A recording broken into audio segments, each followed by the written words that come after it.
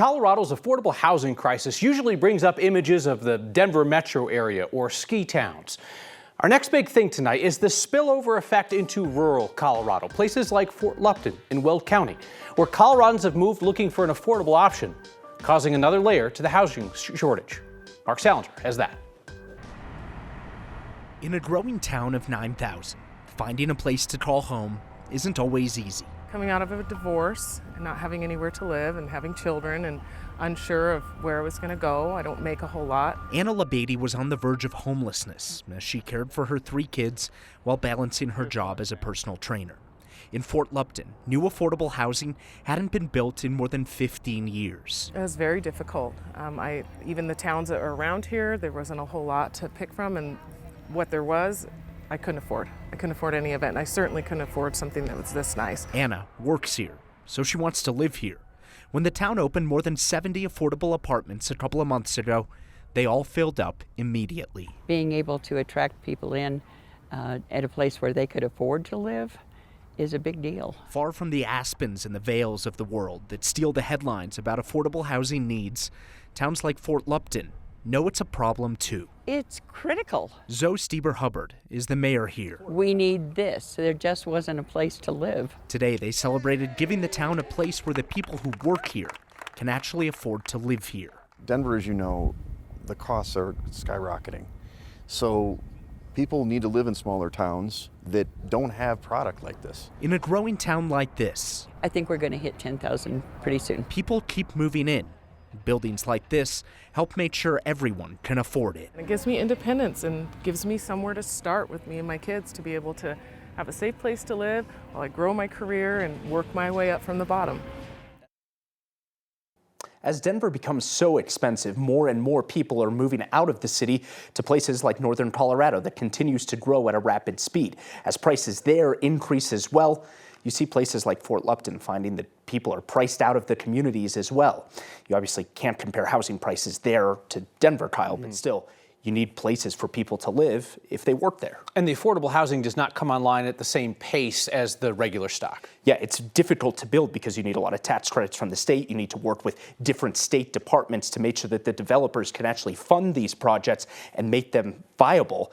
This project, for example, took several years just to get off the ground. Kind of amazing that they even got it. Sure. Well, congrats to Fort Lupton Exactly. today. Mark, thank you. There is an obsolete clause in the Colorado Constitution that still defines marriage as between one man and one woman. Not enforced anymore, but it's still sitting there. Democrats at the Capitol, who want to put a ballot question up to change that, need one Republican to sign on. It's not clear that they will find one. The provision in the state constitution was approved by voters back in 2006, but it has not been enforceable since the U.S. Supreme Court struck down bans on same-sex marriage in 2015. As first reported by Colorado Public Radio, Democratic State Senator Joanne Ginal from Fort Collins has introduced a bill to repeal the language from the state constitution. This is part of a growing trend by Democrats to change state laws and constitutions on the expectation that the conservative majority on the U.S. Supreme Court is going to roll back progressive wins like same-sex marriage. This amendment in Colorado would require a supermajority vote from both the state House and Senate to make it on the ballot. Dems have a supermajority in the House, but they would need at least one Republican to support the measure in the Senate.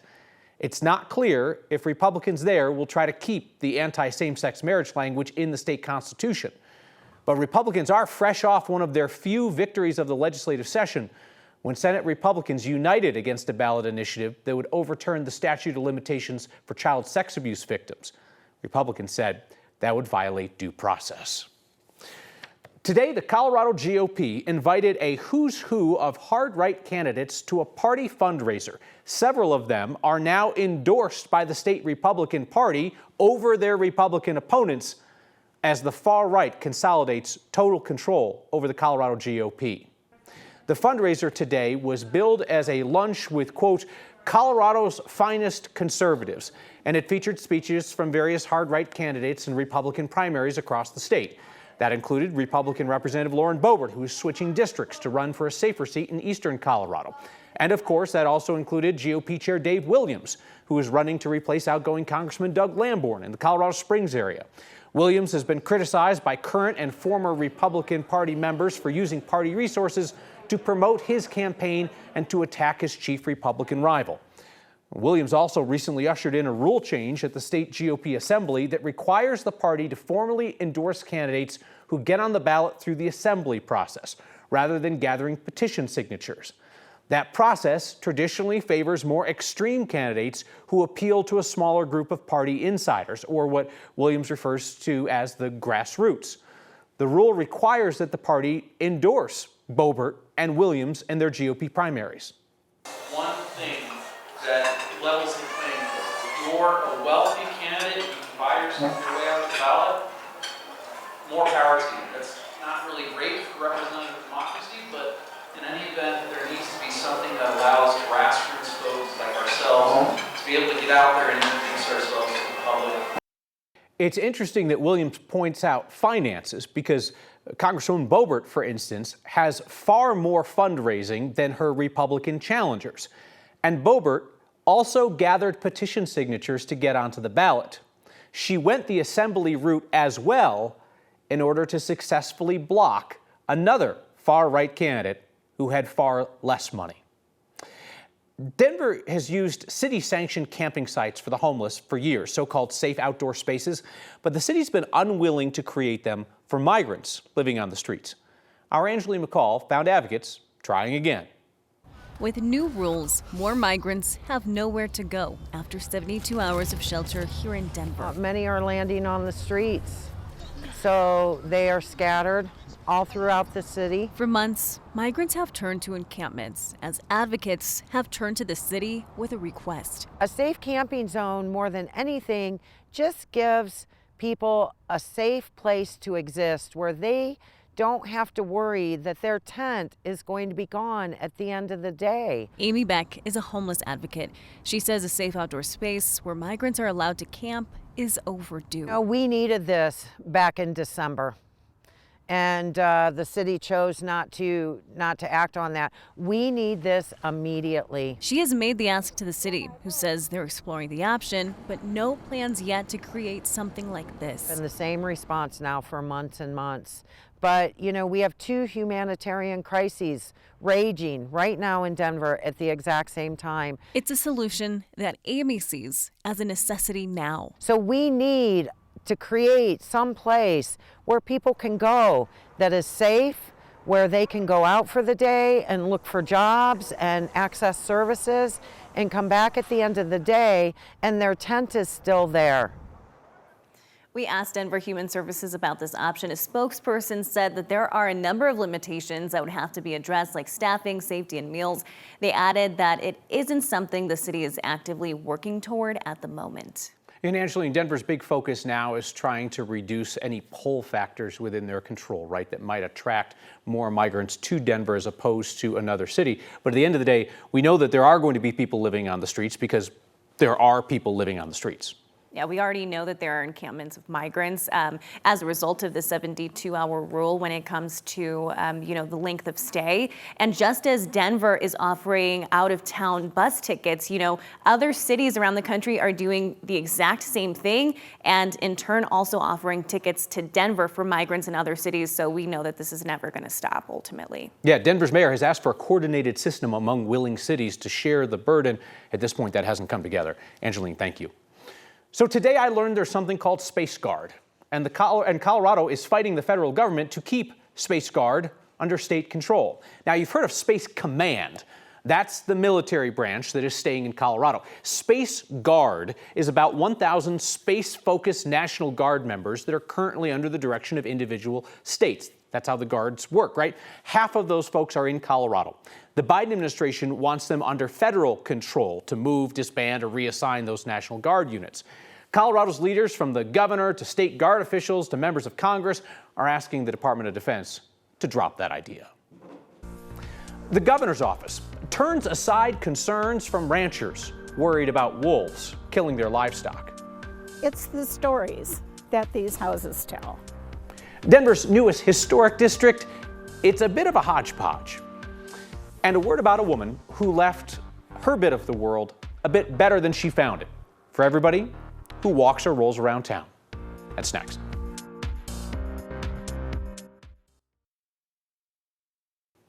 The governor's office essentially has a blunt message for ranchers on the western slope who are worried about wolves killing their livestock.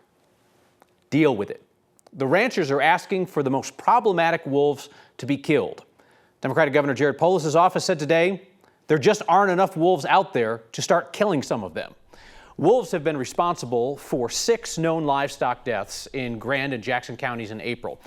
A handful of stock growers groups have asked Colorado Parks and Wildlife and the governors when these attacks cross the line into quote-unquote chronic depredation, as in like problem wolves. And they're asking the state to kill those problem wolves.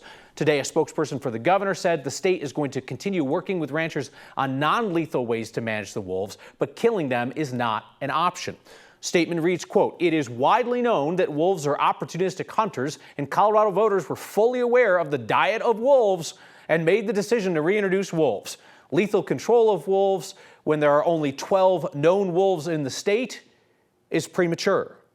Colorado Parks and Wildlife has not responded to the latest requests for problem wolves to be killed, but it's repeatedly encouraged non-lethal methods. The folks in charge of managing water in southeast Colorado are not too happy with Aurora's plan to buy up some farmland in the Arkansas Valley and pipe water back to the city. Aurora Water is spending $80 million to buy a 4,800-acre farm in Otero County at southeast of Pueblo. Aurora plans to tap into the water rights there up to 3 times a decade, pumping more than 2 billion gallons of water to the metro area each time they do it. Aurora says this plan, which would require the farmland to be producing crops 7 years out of every 10 years, is a way to avoid the typical buy and dry scenario that we often see that ends farmland to get at its water. But the Southeastern Colorado Water District that governs much of the Arkansas Valley told our partners at Colorado Politics they don't see it the same way. They claim that this Aurora deal violates an agreement that the city signed in 2003 promising not to permanently remove water from their area. Water District could take Aurora to court over this. They told Colorado Politics they would rather negotiate first. And Lauren Robinson, of course, the fact that we ended up with a pretty good snowpack at the end of this year, snow season, doesn't mean that we're out of the woods in terms of the long-term drought issues. It just means that we might not as acutely feel it in this coming year. That's right. Think of it as we deposited a little bit into savings, but our savings is still below where it should be overall. So that's how we like to think about it. Right now we have a live look over downtown Denver where we have some gloomy skies, some areas getting a little bit of sunshine peeking through the clouds. We're still dry at DIA, 62 degrees. Temperatures dropped a bit from what we saw the last few days, but we're still at seasonal from where we should be this time of year. Winds coming in from the northeast at around 16 miles per hour. Our HD Doppler radar pretty active across the state, especially the northern half of Colorado, where we're seeing some very spotty storms push through. All of this was expected. None of these storms are expected to become severe, though. So we have a rain-snow mix off in the high country. Then as the system moves its way eastward, we're seeing those spotty storms. Right now, you can see it over Fort Collins and Loveland, where we're seeing these brighter colors is where we're likely going to see those periods of heavy downpours, but they're not going to be too widespread or last for too long. We take a look at Greeley. We can see a little storm just northeast of there, and some of these areas could see some lightning starting to pop up. But again, that's really all we're going to see is localized downpours, gusty winds, and maybe some lightning and thunder.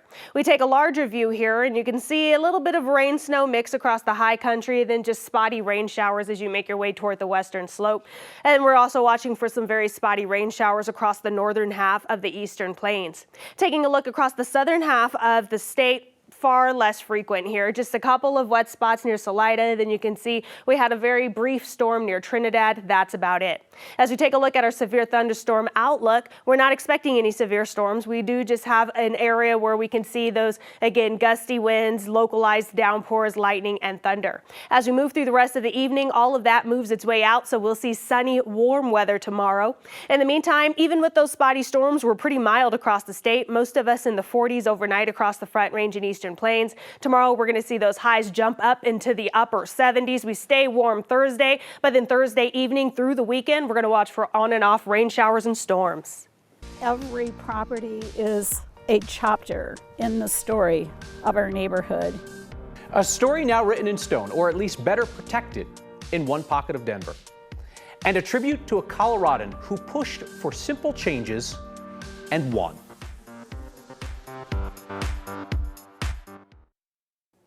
Historic buildings hold the stories of the people who shaped our places. And Denver just decided that 19 more buildings in University Park need to stay standing to preserve our history. The community looked around and saw that some of their buildings were disappearing, and they really wanted to help preserve parts of their neighborhood. It's the stories that these houses tell. We're in the University Park neighborhood, and we're here to talk about the designation of the University Park Thematic Historic District. So in this particular historic district, the buildings are scattered around the neighborhood because that's the development pattern of the neighborhood. The house in back of us was built by the astronomer for the observatory right over there, Professor Herbert Howe. In one of the original old photographs, there is a boardwalk going from his house to the observatory so he could go spend hours in the middle of the night.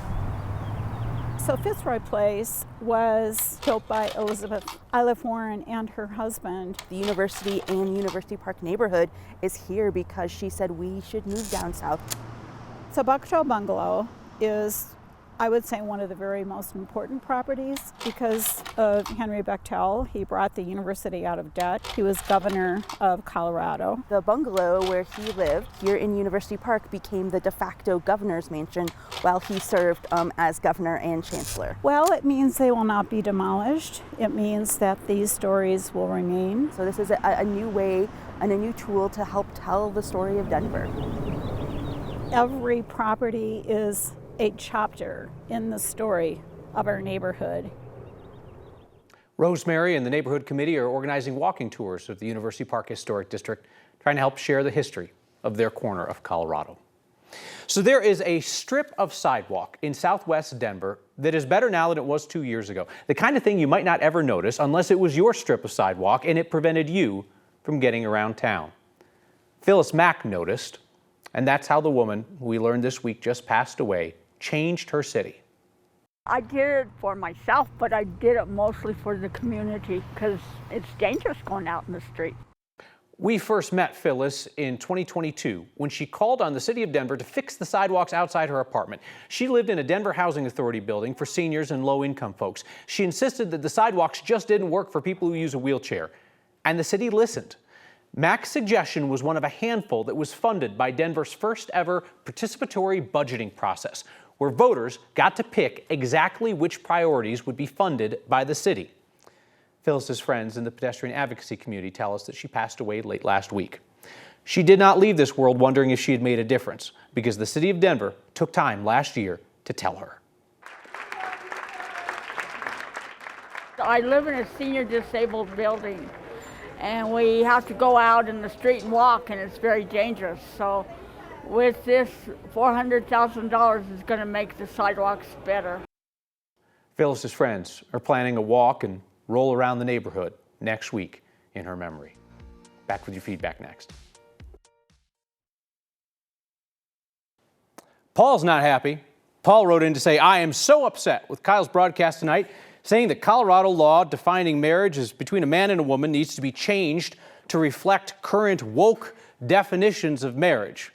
So Paul, just a couple of things. One, we did not say that it needs to be changed. We told you that Democrats at the Capitol think that it needs to be changed, but they will need one Republican in the Senate to agree if they want to put it on the ballot. Second, can we stop saying woke for everything that you disagree with? It's a remarkably lazy way to argue. See you next time.